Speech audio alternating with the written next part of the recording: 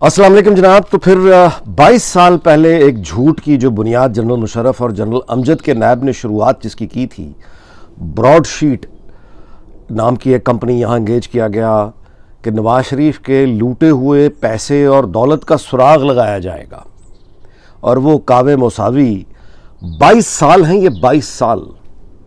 और इन 22 सालों में वो ब्रॉडशीट उसने वो जितने ऑफिशियल्स जिनकी वो मौजें लगी रही हैं पाकिस्तान से लंदन, वो जो मीटिंग करने आ रहे थे, जा रहे थे शॉपिंग के बहाने, उनकी दिहाड़ियाँ खुली हुई थी, वकीलों की दिहाड़ियाँ खुली हुई थी। हुकूमत पाकिस्तान के सरकारी ख़जाने से जिन वकीलों को पेमेंट की गई, ब्रॉडशीट को पेमेंट की गई, उसमें से कमीशन खाए गए, और उसके बाद वहाँ भी पेमेंट का झगड़ा हुआ। ब्रॉडशीट ब्रिटिश कोर्ट में गवर्नमेंट ऑफ पाकिस्तान को लेके गई, जीती, वो जुर्माना लादा हमारे गले पड़ा हुआ है सरकारी ख़जाने पर। और ये वकीलों को फीसें और जो जुर्माने और हतक और ज़िल्लत खारी, यानी सारी की सारी वो शर्मिंदगी जो हुकूमत पाकिस्तान और नैब के हिस्से में आनी थी वो तो आ गई। और इस गरीब कौम के सरकारी ख़जाने से अरबों रुपए खर्च किया गया एक झूठ को बड़ा करने के लिए, क्योंकि उसमें दिहाड़ियाँ थी उनमें। वो जो लोग इल्ज़ाम लगा रहे थे उनकी बीच में माली मफाद था, झूठ बोल रहे थे।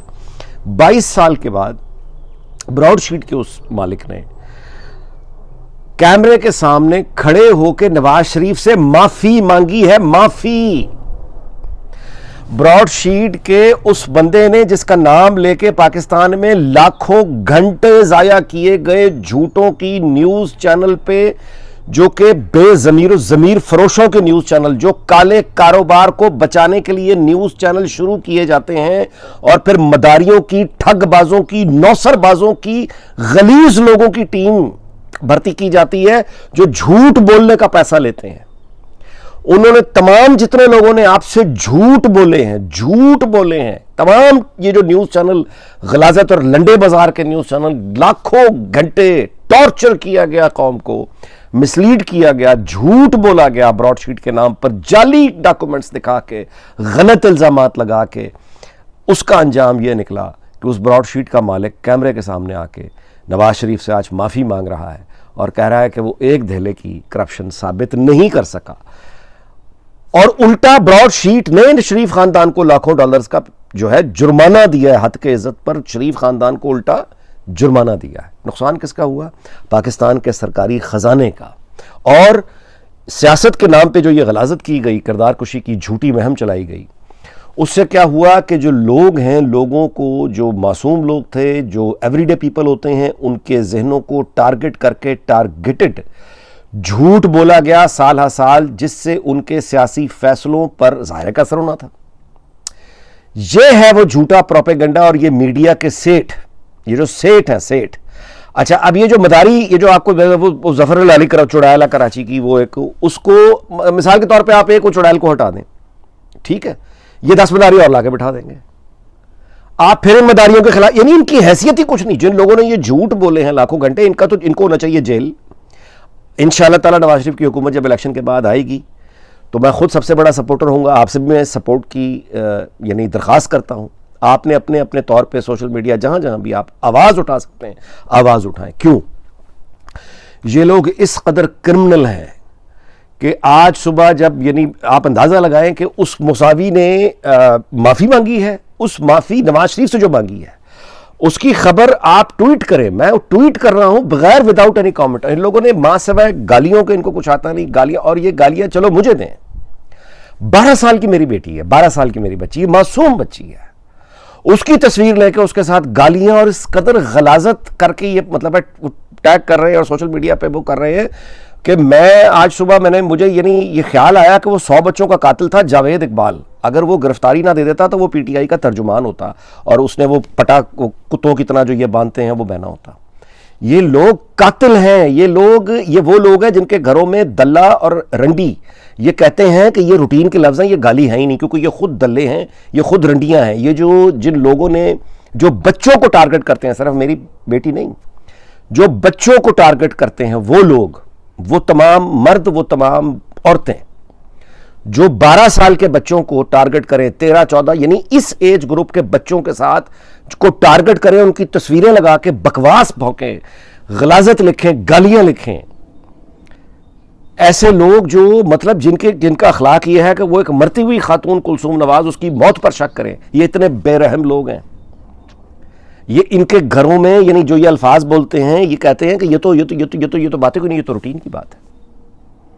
ان لوگوں کو اب آپ اندازہ لگائیں کہ جس حساب کا سامنا کرنا ہوگا وہ حساب کون کون لینے والا ہے.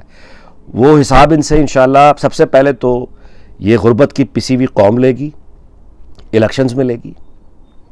اس کے بعد انشاءاللہ تعالی نواز شریف کی حکومت ہوگی, وہ ان سے حساب لے گی. پیپلز پارٹی ان سے حساب لے گی. ان سے مولانا فضل الرحمان حساب لیں گے. ان سے پاکستان کی فوج حساب لے گی, جس کے سپہ سالار کے خلاف انہوں نے گالیاں بکی ہیں, اس کے گھر کی عورتوں کو بیچ میں لا کے ان لوگوں نے گالیاں بکی ہیں. ان سے ISI اور ان سے جو متعلقہ سیکورٹی کے ادارے ہیں وہ ان سے حساب لیں گے, جن کے افسروں کی ماؤں, بہنوں, بیٹیوں کو انہوں نے گالیاں دی ہیں سوشل میڈیا پہ. ایک انیک ناجی کا مسئلہ نہیں ہے جس کے بچوں کی تصویریں لگا کے یہ غلاظت بھونک رہے ہیں.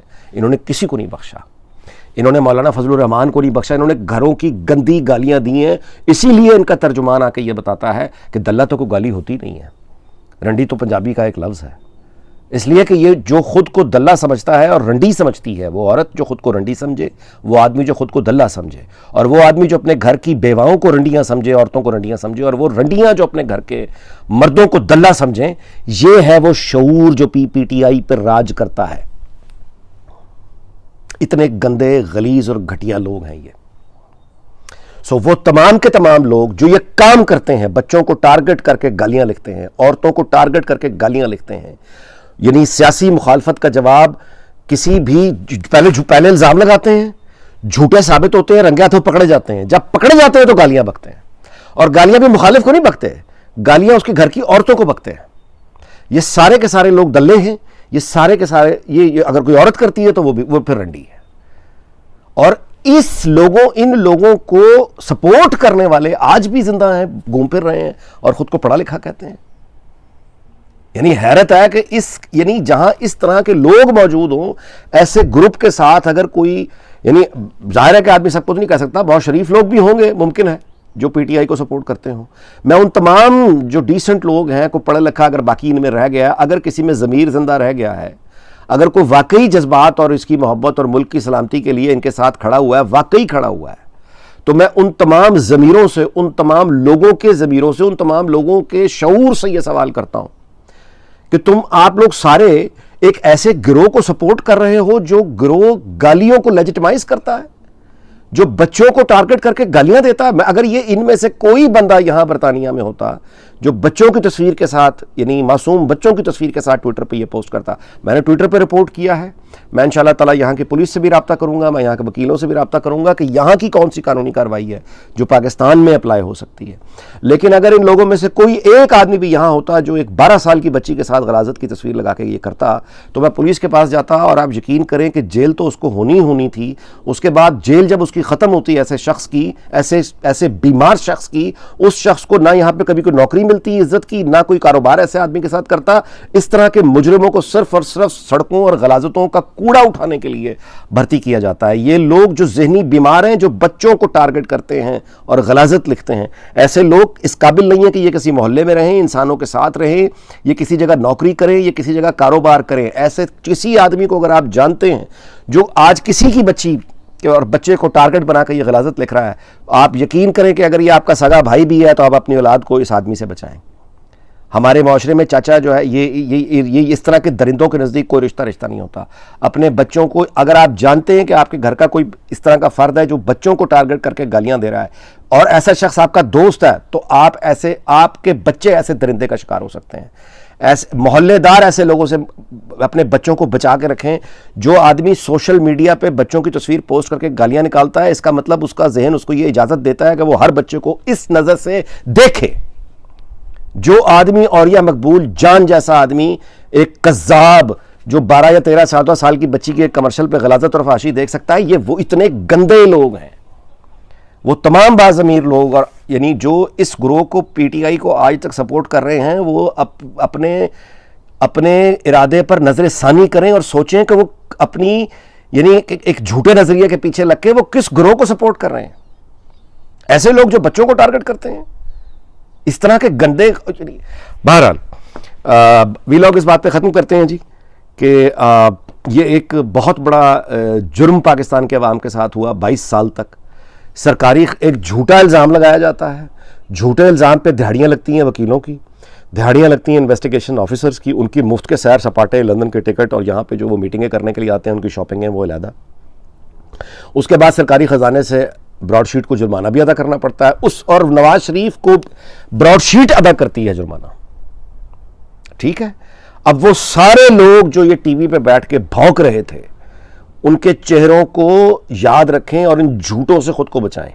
اور میری اپیل ہے کہ یہ سارے کے سارے لوگ, یہ جو بطور جھوٹ کا جن کا کاروبار ہے, اور یہ سارے سیٹ, اگر ان کو روک کر ان کو جیلیں نہ دکھائی گئیں جس طرح انگلینڈ اور یورپ میں ہوتا ہے, تو غلاظت کا یہ طوفان کسی کو بخشے گا نہیں. یہ لوگ سول وار کرا دیں گے, یہ لوگ فساد کرا دیں گے, یہ لوگ پوری آبادی کو برباد کر دیں گے.